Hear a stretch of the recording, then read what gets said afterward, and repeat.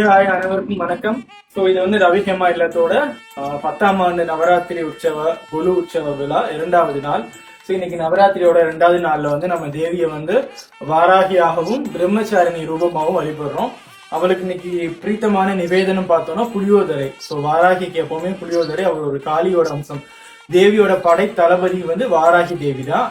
அந்த காலத்துல வந்து விநாயக பெருமான வணங்கிதான் எந்த ஒரு செயலையும் எல்லாருமே தொடங்குவோம், விக்னங்கள் தீர்க்கும் விநாயகா அப்படின்ட்டு. ஆனா இந்த ராஜராஜ சோழன் வந்து தஞ்சையில வந்து அவன் போருக்கு போகும்போது ஒரு வாராகியத்தான் வந்து அவன் வந்து பிரதிஷ்டை பண்ணி அந்த வாராகியை வணங்கிதான் அவன் வந்து எல்லா போரையும் வெற்றி பெற்றான். ஏன்னா படை தளபதி வந்து வாராகி அப்படின்னு புராணங்கள்ல நமக்கு சொல்லப்பட்டிருக்கு. அதனால இன்னைக்கும் தஞ்சை பெரிய கோவில்ல ஒரு பெரிய வாராகி சிலை இருக்கும். அந்த வாராகி வந்து ராஜராஜ சோழனால பிரதிஷ்டை செய்யப்பட்டு வணங்கப்பட்ட வாராகி தேவி. நம்ம ஊர்ல பார்த்தோம்னா ராமநாதபுரத்துல உத்தரகோச மங்கை, திரு உத்தரகோச மங்கைங்கிற ஒரு கிராமத்துல ஒரு சுயம்பு வாராகி தேவி இருக்கா. அது வந்து மங்கை மாகாளி அம்மனோட ஒரு கோவில். ஆதி காலத்துல வந்து அந்த கோவிலோடது வந்து அவ வந்து கிராம தேவதையா மாகாளி அம்மன். அவளுக்கு பெயர் வந்து மங்கை மாகாளி அப்படின்னு ஒரு கோவில் இருந்தது. இன்றைக்கும் அந்த சிலை வந்து வாராகிக்கு வலது பக்கம் அந்த சிலை தனியாவே அமைக்கப்பட்டிருக்கும். அந்த கோவில்ல வந்து சுயம்பு மூர்த்தியா வாராகி சிலை ஒண்ணு வளருது. அந்த உருவங்கள் எல்லாமே, அந்த நேத்திரங்கள் எல்லாமே பன்றி முகத்தோட வாராகி வந்து ஒரு காலை வந்து மேல தூக்கி ஒரு காலை கீழே விட்டு ஆக்ரோஷமான 8 கரங்களோட அவ வந்து அருள்பாலிக்கிறான். அந்த வாராகியை தான் இன்னைக்கும் நம்ம சுயம்பு வாராகியா அந்த கோவில்ல வந்து நம்ம வேண்டுறோம். பொள்ளாச்சி இருக்கக்கூடிய மாசாணி அம்மனுக்கு எப்படி மிளகாய வெத்தல் நம்ம அரைச்சு அதை சாந்தா பூசும் போது அவ வந்து தீயவர்கள் எல்லாம் கேள்வி கேட்பாளோ, அதே போல இங்க உள்ள வாராகி அன்னையும் வந்து ஆக்ரோஷமான அன்னை. கரெக்டா நியாயமா இல்லைன்னா அந்த அம்பாள் வந்து தண்டனை வந்து உறுதியா கொடுப்பா. அப்பேற்பட்ட ஒரு வாராகிக்கு வந்து நம்ம மஞ்சளால நம்ம வந்து அந்த விரலை மஞ்சளை அரைச்சு நம்ம பிரார்த்தனை செய்து அவளுக்கு சாத்தி அதை சாப்பிடும் போது தீராத நோய்கள் தீரும்.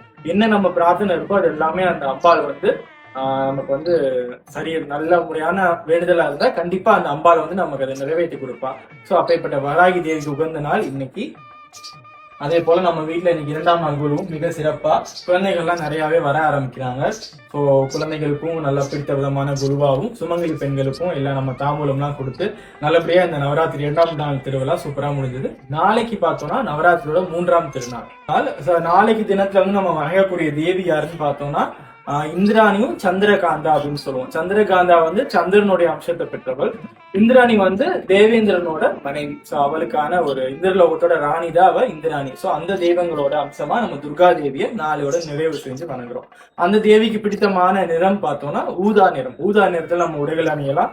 அதே போல அந்த தேவிக்கு ஊதா நிறத்தால நம்ம வந்து வஸ்திரங்களை வந்து சாத்தி அலங்கரிக்கலாம். அது போக அந்த தேவிக்கு பிடித்தமான நிவேதனம் பார்த்தோம்னா சர்க்கரை பொங்கலால அந்த தேவிக்கு வந்து நம்ம நிவேதனம் செய்யும் போது இன்னுமே சிறப்பா இருக்கும். நாளைய தினம் இந்த நவராத்திரி 3ஆம் திருநாளை பத்தி நம்ம வீட்டுல உள்ள குருவை பத்தியும் பார்க்கலாம். நன்றி, வணக்கம்.